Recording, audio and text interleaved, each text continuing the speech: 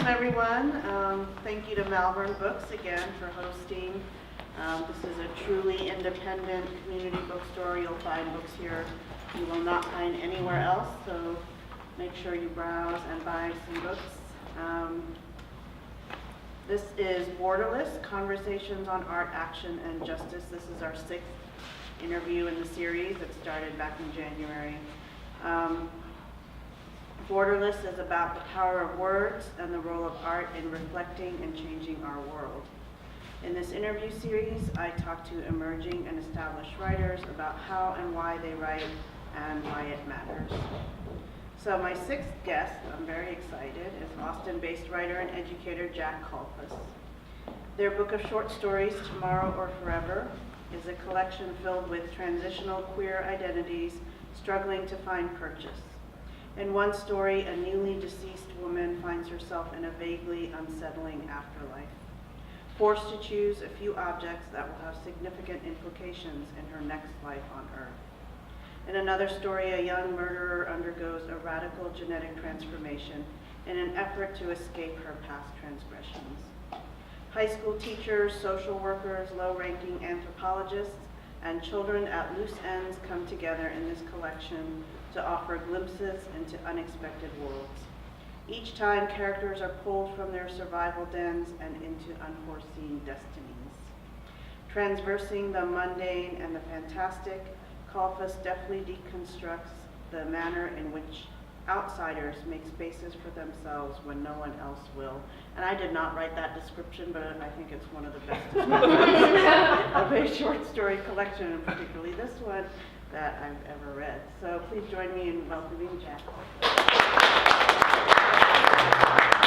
Jack, we'll start by doing a short reading, and then we're going to talk, and then you'll get to ask some questions. So I just want to say thank you for having me. I really like this series, and I've learned a lot from coming to, I've only been to 3 of them, but That's half of them. that's half of them, so. 4 now, so. Oh, 4 now, yes, I've been to 4. So I'm going to read a little bit from the beginning of The End of the Objects, which is one of the stories about the afterlife. Hi, Kat. Hey. And it's just about a woman who ends up in the afterlife, in an unexpected afterlife, one that she doesn't really know what to do, but there are some parameters and some rules that she has to follow. Excuse me. Okay. Morel knelt over a pile of blue sweaters and picked one that looked well stitched. It was more used than the others, but sturdily made. She had no way of knowing at which point it might be needed. Maybe it would be given to the girl at the beginning of a growth spurt. Maybe she'd have to wear it through the winter even though it was too tight.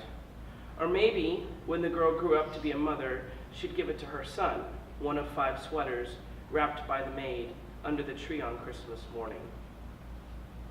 This was not the afterlife Morel had bargained for. She tossed the small sweater back onto the pile. Next to her, a blonde child laid 4 of them out for consideration. His bag was half full. Morel wondered if he died young, or if he just felt like a 7-year-old. She noticed fewer gray hairs on her temples in the mirror, and had a feeling she'd been rewound a decade or so after her death. Before her body had begun its quiet, slow-moving rebellion. "This is taking too long," he said, sitting back on his heels. "I just can't decide." His face was that of a child, slightly freckled and delicate, but his voice was tense and old. Morel handed him a size 4 with a picture of a rocking horse sewn on the front. He turned it over in his hands for a few seconds, sighing, and then handed it back. "I don't know, he's like in Alabama. These sweaters just mock him." "Maybe if you go with a bigger one, there's a better chance he'll get more wear out of it," Morel said. "You know, statistically, we're adult-sized a whole lot longer than we're child-sized." Morel decided this was how she herself would choose, and she dug back in to find a generic-looking size large. They watched a man kneel before the pile, grab a sweater, stuff it in his bag, and walk away. "Careless," the boy said in a withering voice, turning his pink cheeks and pointed chin toward Morel. But he can probably afford to be. Maybe he's got a whole envelope full of possibilities. What about you? Oh, I think I'm going with this one. Morel paused to open the envelope and slide the card out so he could see. It said female, controllable mental illness, no parents, and America. Wow, no parents, he said. Morel shook her head proudly. She felt pretty solid about the whole thing. Enough strife, enough safety net, a familiar setting. The choice between the two had been easy. I made it, Morel said to him. She can make it too. Her predecessor had chosen for Morel a self-loathing, speed-addled mother, a philanderer of a father, and the body of a boy. Enough food, sure, heat in the winter, but also a surprise gun barrel in her mouth one night after drinks with her friends at the most popular gay club in Syracuse. Tens of thousands of dollars in debt for surgery necessary to reverse the gender assigned at birth. She died at 55 after making a strong showing against lung cancer. She felt strangely indifferent about all the drama of life and death now. She'd been in love a few times, fostered dogs, been fired for dubious reasons, then employed as a caseworker and a counselor for AIDS survivors. She'd made a go of it, despite the absence of family that meant anything at all. After they died, they assured her at the gate that she'd done well.